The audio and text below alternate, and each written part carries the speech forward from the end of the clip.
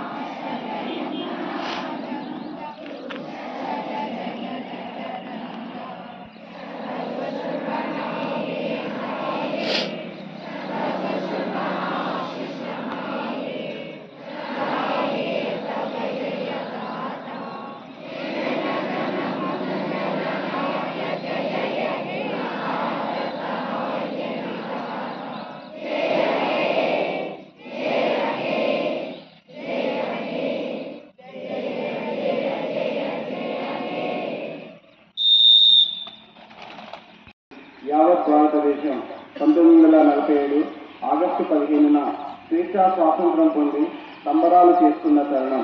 కానీ తెలంగాణకు మాత్రం స్వాతంత్రం రాలేదు. తెలంగాణ సమాజం నిజాం కబంధ హస్తాలతో నిరంకుశ పాలనలోనే ఉండిపోయింది.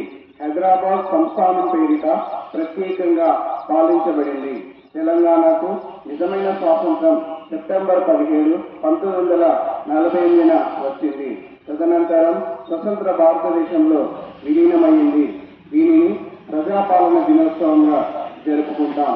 తెలంగాణ ఉనికి, స్వేచ్ఛ, స్వాతంత్రం, మనుగడ కొరకు ప్రాణాలు అర్పించిన అమరవీరులకు ఈ సందర్భంగా మౌనం పాటిద్దాం.